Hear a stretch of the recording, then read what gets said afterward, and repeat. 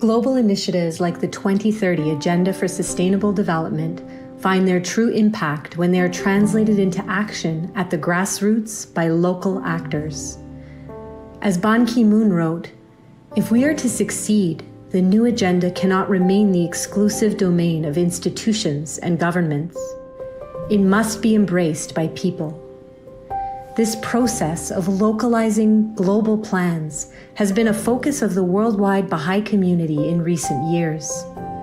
Its members have sought to learn how the contributions of diverse populations, each with its own circumstances and realities, can be harmonized into one coherent movement forward.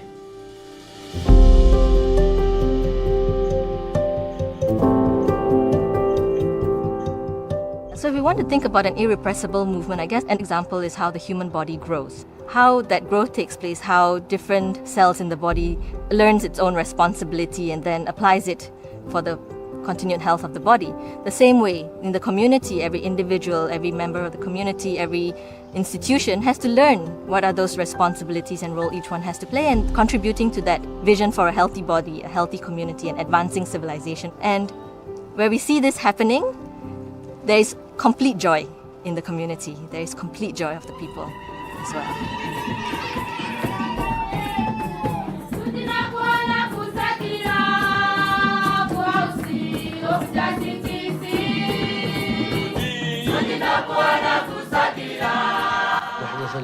Humanity, with its different cultures, tribes, races, and customs,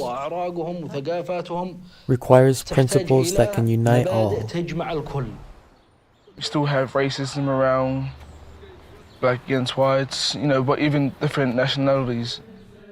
But then, we all come together and we have this bond, and that is like to bring unity into this community and to the world. So we understand that we are one. And as we understand that we are one, then we have to work for that oneness. So in the process of working for that oneness, we serve others, we help others.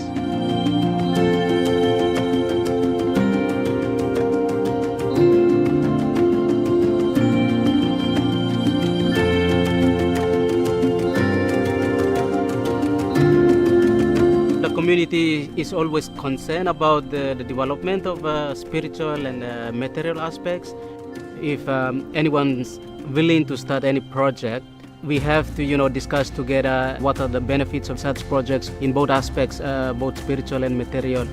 We apply whatever we learn and help our community to progress.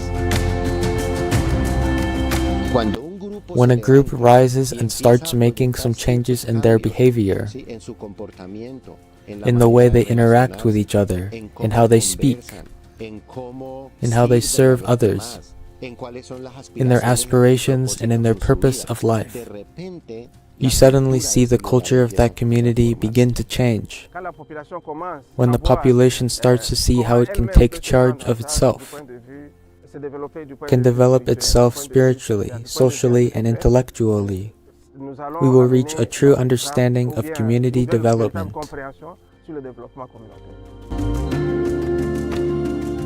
Around the world, Baha'is are learning about translating principles they believe in, such as the oneness of humankind or the centrality of selfless service to others, into action at the local level. These efforts, like those of the United Nations, are most effective when local communities are embraced, not simply as executors of plans, but as capable partners in a shared process of learning and exploration. Change, be it swift or hard-won, flows neither from a formulatic approach nor from random activity. It proceeds to the rhythm of action, reflection, and consultation, and is propelled by plans that are the fruit of experience. Okay, so from the weeds that we've picked, what are the names of these species? You can even tell us.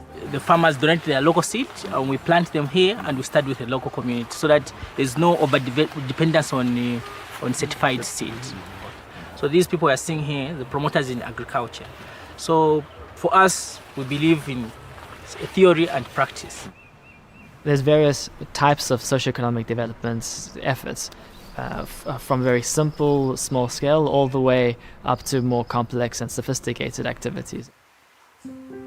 One of the most prominent examples are from junior youth groups, where groups of young people are studying certain materials and they look around their community and they see, well, what can we do to carry out some concrete actions to help our community to advance? Language Cafe is an idea that came from the junior youth program.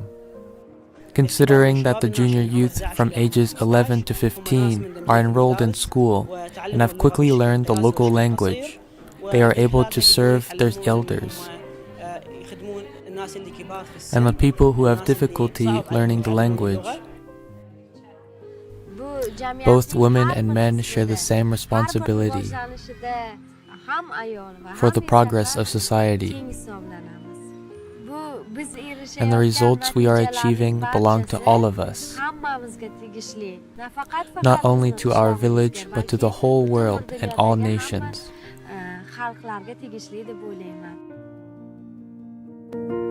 There's a lot of principles and concepts that were introduced through the teaching of the faith to the society, and it's been tested. They have not only heard about it, they also put it in practice.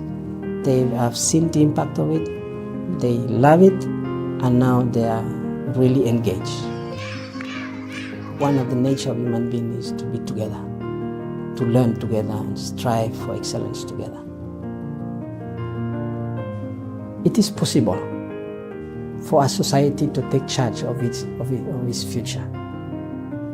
But it starts with 2 or 3 friends to learn about some interesting principle and then explore about the meanings and insights of those principles and keep learning and generating their body of knowledge, make it grow to a certain level that will actually permit the change that they would like.